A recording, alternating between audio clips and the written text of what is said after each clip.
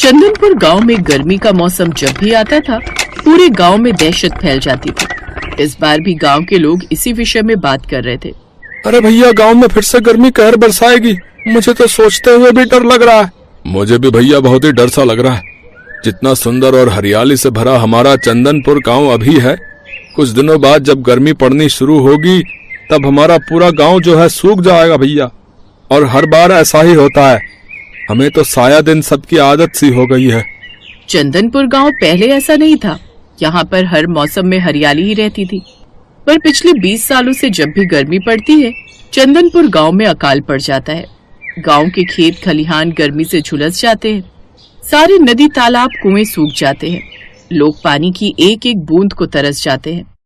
जानवर भी चंदनपुर गांव की गर्मी को सहन नहीं कर पाते। वे भी गर्मी में बिना पानी के तड़पने लगते हैं। नहीं, मुझे मत रोको। मैं गांव के बाहर वाले कुएं से पानी लेने जरूर जाऊंगी। अरे मेरे बच्चे प्यास से तड़प रहे हैं। जब उस कुएं में पानी है तो कोई लाने क्यों नहीं देता? पता है पूरा गांव सूख चुका है, बस एक वही कुआं है जिसमें पानी है। हम सभी को मिलकर उस कुएं में से पानी लाना चाहिए, वरना हम प्यास से तड़प तड़प कर मर जाएंगे। अरे नहीं नहीं सरला बहन, हम उस कुएं में से पानी नहीं ला सकते। अगर हम उस कुएं से पानी लेने गए तो वापस नहीं लौटेंगे, बता रहा हूँ। तो क्या करूँ? अपने बच्चों को प्यास से तड़पने दूं? माँ, पानी, बहुत प्यास लगी है। माँ, गला सूख रहा है। मैं अब नहीं रुक सकती। मैं उस कुएं से पानी जरूर लाऊंगी। सरला जैसे ही पानी लेने के लिए गांव के बाहर वाले कुएं की तरफ दौड़ती है, तभी सूरज आ जाता है। सूरज उसी गांव का एक होनहार लड़का था। वो अपने परिवार के साथ साथ पूरे गांव के बारे में भी बहुत सोचता था। उसे भी हमेशा इसी बात की चिंता रहती थी कि गर्मी आने पर उसका गांव कितना बेहाल हो जाएगा। सरला चाची रुको, मेरे पास पानी है। ये लो, दीपू को पानी पिला दो। पर सूरज, अगर तुम ये थोड़ा सा बचा हुआ पानी हमें पिला दोगे तो तुम्हारे परिवार के लोग कैसे पानी पिएंगे? पानी तो खत्म हो जाएगा। चाची, आप पहले दीपू को पानी पिला दो, बाकी सब बाद में देखा जाएगा। सूरज के पास थोड़ा सा पानी बचा हुआ था। वो सरला ने अपने बेटे दीपू को पिला दिया। बहुत बहुत धन्यवाद सूरज बेटा, तुम सचमुच इस गांव के बारे में बहुत सोचते हो। तुम बहुत दयालु और अच्छे इंसान हो। धन्यवाद चाचा। सरला को पानी देकर सूरज घर लौट आया। अरे तू पागल है क्या? थोड़ा सा पानी रखा था घर में, वो भी गांव वालों में बांट आया। अब हम सभी को प्यास लगी है, बता कहाँ से पानी लाएंगे? माँ, मुझे बहुत जोरों की प्यास लगी है। भैया सारा पानी देकर आ गए, अब मैं कहाँ से पानी पीऊं? सूरज, तू इतना अच्छा बनता है गांव वालों के सामने, है? अपने परिवार के लिए भी अच्छा बनना सीख। कोई अपने घर का पानी, वो भी उस समय जब गर्मी चंदनपुर गांव पर कहर बरसा रही है? तू गांव वालों को बांट आया। चिंता मत करो, मैं जा रहा हूँ इस गांव को श्राप से मुक्त करवाने का कोई उपाय ढूंढने। पागल हो गया है क्या? आज तक कोई भी इस गांव को श्राप मुक्त नहीं कर पाया, तो तू कैसे उपाय ढूंढ कर लाएगा? ढूंढने की कोशिश करने में क्या जाता मैं। और हाँ, मैंने सारा पानी गांव वालों को नहीं दिया था। थोड़ा पानी मटके में अभी भी रसोई में रखा है। कुछ दिन वही पानी पीकर गुजारा कर लेना। मैं जल्दी लौटूंगा माँ। बापू, मैं जानता हूं आप मेरे से नाराज हो, पर इस गांव के लोग भी तो अपने इस नजरिए से सोचो और मुझे आशीर्वाद दो कि मैं इस गांव को श्राप मुक्त करने का उपाय लेकर ही लौटूं। सूरज के माता पिता दोनों उसे आशीर्वाद देते हैं और फिर सूरज गांव को श्राप मुक्त करने का उपाय ढूंढने के लिए निकल पड़ता है। चलते चलते सूरज एक गांव में पहुंचता है। सूरज देखता है कि गांव में बहुत भीड़ लगी हुई है। लोग शोर मचा रहे हैं। सूरज इसका कारण पूछता है। भैया, ये कैसा शोर है?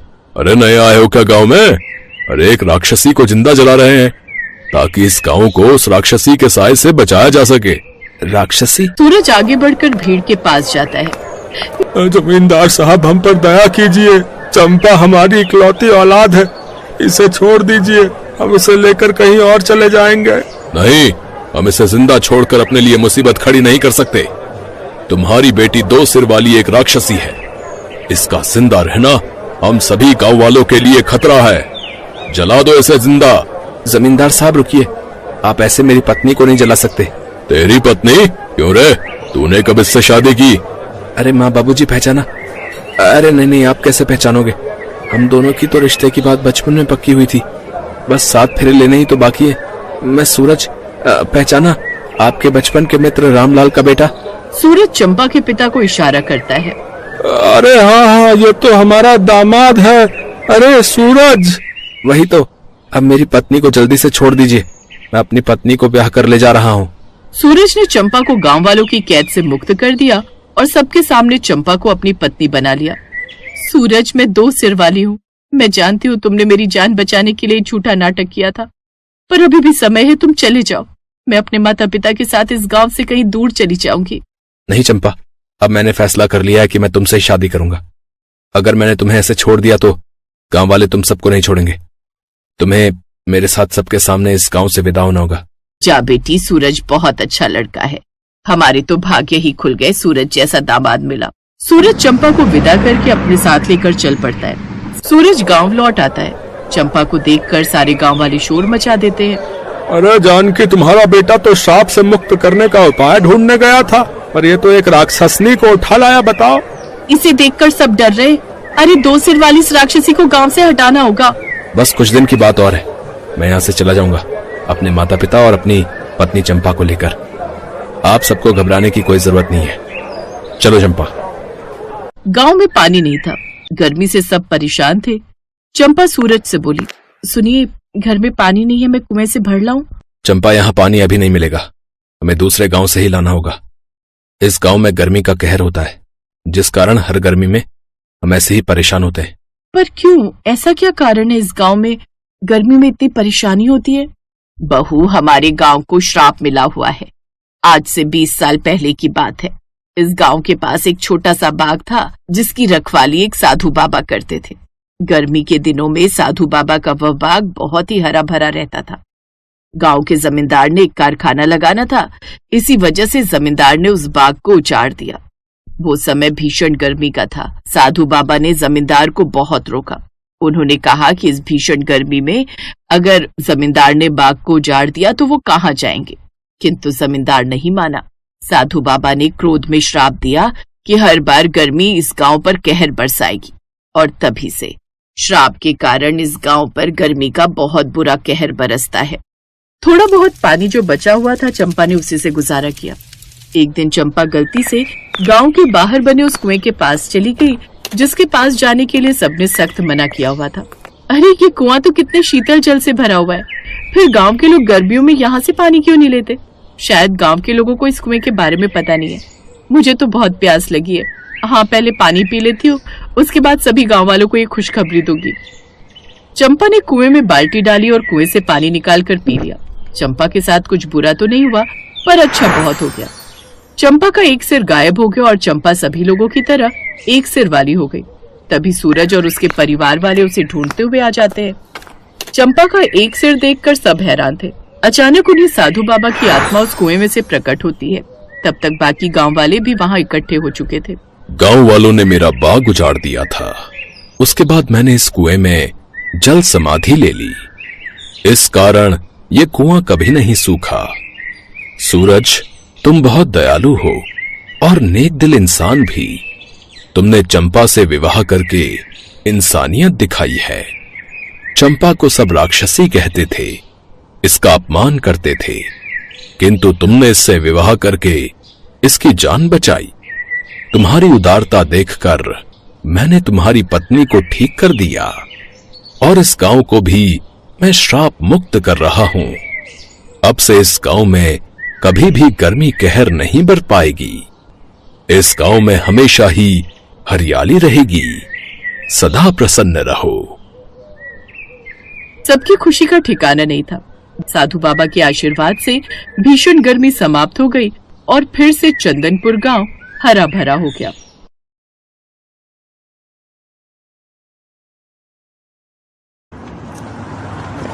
मम्मी, एसी ऑन कर दो, बहुत गर्मी हो रही है और मुझे बहुत जोरों की नींद भी आ रही है। ओए, अभी तो तू एसी खोलने के लिए बोल रही है, कल को जब दादी के पास गांव जाएंगे तो वहाँ कोई एसी नहीं मिलने वाला। मम्मी, क्या मयंक सच कह रहा है? दादी माँ के घर पर एसी नहीं चलेगा?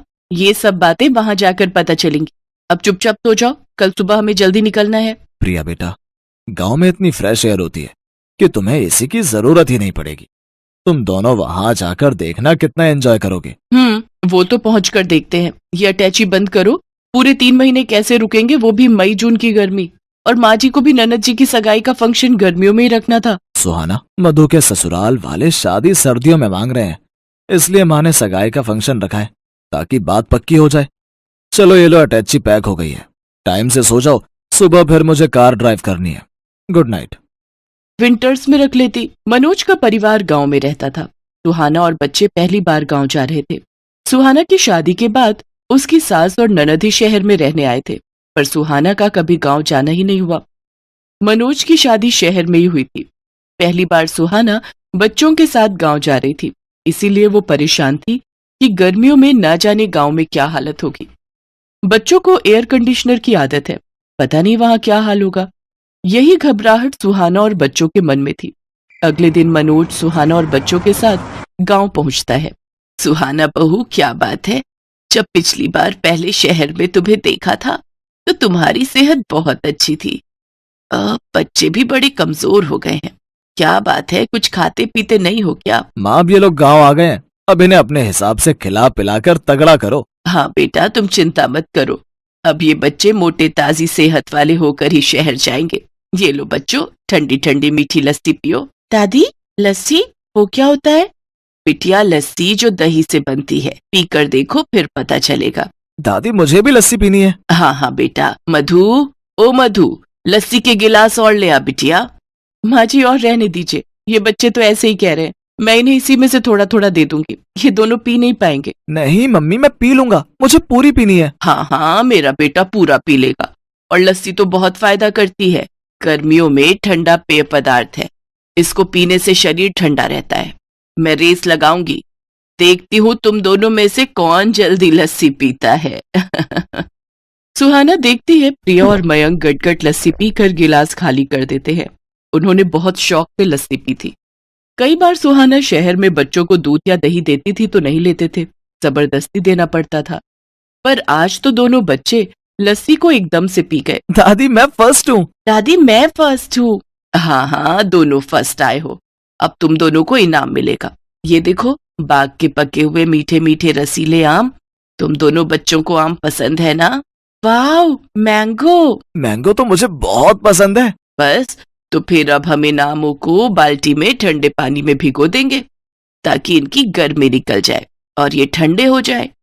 फिर मैं इन आमों को रात में तुम्हें खाने के लिए दूंगी। सच माँ, बच्चे गांव आकर कितना कुछ सीख जाएंगे। बस, आज पहला दिन है ना, तो ये सोच रहे हैं कि बच्चे कुछ नहीं कहेंगे। 1-2 दिन बाद देखना कितना शोर मचाएंगे। अब आज रात को जब इनको एसी नहीं मिलेगा ना, तब पता चलेगा शहर की गर्मी और गांव की गर्मी में कितना फर्क है। गर्मी के मारे जब पसीने छूटेंगे, मच्छर काटेंगे, तब कहेंगे वापस शहर चलो। क्या हुआ भाभी, आप क्या सोचने लगे? ये लो आपकी लस्सी। और शाम के खाने के लिए मैंने दाल चावल, अरबी की सूखी सब्जी और मटर पनीर बनाया है। वो माँ कह रही थी कि बच्चे दाल चावल पता नहीं खाए या ना खाए, इसलिए मटर पनीर शौक से खा लेंगे। हाँ हाँ ठीक है, वैसे मैं आऊँ क्या तुम्हारी हेल्प के लिए? नहीं नहीं भाभी, वो तो सब लोग मिलकर कर रहे हैं, आप आराम करो। कितने दिनों बाद तो हमसे मिलना हुआ है। मैं थोड़ी देर में खाली होकर आपसे बात करती हूँ, आप माँ के साथ बैठकर बातें करो। बच्चे गांव आकर सचमुच बहुत खुश थे। वो अपनी दादी और बाकी सब रिश्तेदारों के साथ खूब हंस खेल रहे थे। रात के समय प्रिया बोली, दादी गर्मी लग रही है, एसी ऑन करना है। अरे बच्चों, तुम दोनों मेरे साथ छत पर चलो, सबके बिस्तर छत पर ही बिछाए हैं। माँ, कितने दिनों बाद आज हम सब मिलकर छत पर सोएंगे। सचमुच बहुत ही बढ़िया नींद आएगी। अब तो मेरी आंख सुबह ही खुलेगी। मधु, मुझे तो एक मोटी चादर दे देना, रात को ठंड हो जाती है। ठीक है भैया। मनोज, कितनी बार तुम्हें कहा था कि गांव आने से पहले एक एसी गांव में भिजवा दो ताकि यहाँ फिटिंग हो जाती तो हम कमरे में आराम से सो सकते थे। सुहाना, हम लोग शहर में रहते हैं और मधु कुछ टाइम बाद अपने घर चली जाएगी। माँ को एयर कंडीशनर की आदत नहीं है। मैंने माँ को कहा था, पर उन्होंने कहा था कि वो कभी यहाँ रहती है, कभी हमारे पास शहर में, तो एयर कंडीशनर लगाने का फायदा ही क्या। यहाँ पर तो सब लोग छत पर ही सोते हैं, बहुत बढ़िया नींद आती है। यहाँ कोई नहीं चलाता एसी, सबको खुली हवा में सोने की आदत है। और देखो, बच्चे भी माँ के साथ कितने आराम से छत पर सोने चले गए। सुहाना देखती है कि बच्चे छत पर अपनी दादी के साथ लेटे हुए कहानी सुन रहे थे और कहानी सुनते सुनते सो गए। सुहाना हैरान रह जाती है। कुछ दिनों बाद मधु की सगाई का फंक्शन बहुत अच्छे से हो जाता है। बच्चे जब तक गांव में रहे, उन्होंने एक बार भी किसी बात को लेकर जिद नहीं की। गांव की गर्मी का असर बच्चों पर बिल्कुल भी नहीं हुआ। सुहाना समझ जाती है कि उसकी सोच गलत थी। बच्चों ने गांव की गर्मी को खूब एंजॉय किया। जिस तरह शहर में गर्मी से बचने के मशीनरी साधन उपलब्ध हैं, उसी तरह गांव में गर्मी से बचने के प्राकृतिक साधन उपलब्ध हैं। वो खुश थी कि बच्चों को हर स्थिति में रहने की आदत हो गई, भले ही वो गांव में रहे या फिर शहर में। वो अपने आप को स्थिति के अनुसार बदल लेंगे। बच्चों, तुम सब बहुत याद आओगे। अब तो तुम्हारे साथ रहने की आदत हो गई है। माँ, तो फिर आप और मधु शहर आ जाना, बच्चों को भी अच्छा लगेगा। हाँ बेटा, आऊंगी। थोड़ी गर्मी कम हो जाए फिर मैं जरूर आऊंगी। बच्चे कहाँ गए? रुको मैं देखती हूँ। सुहाना देखती है प्रिया और मयंक तो हैंडपंप के पास खड़े हुए ठंडे ठंडे पानी से मुंह धो रहे हैं और खुशी से उछल कूद कर नाच रहे हैं, मानो वो गर्मी के मौसम के साथ खुशी खुशी खेल रहे हो। ये लो बच्चों, और मुंह। सुहाना की आंखें खुशी से भर आती हैं और वो सबसे विदा लेकर आंखों में ढेर सारे सपने बटोरकर बच्चों और मनोज के साथ वापस शहर लौट आती है। पर शहर आने के बाद भी बच्चे गांव की बातें करते नहीं थक रहे थे। ये देख सुहाना और मनोज की खुशी का ठिकाना नहीं था।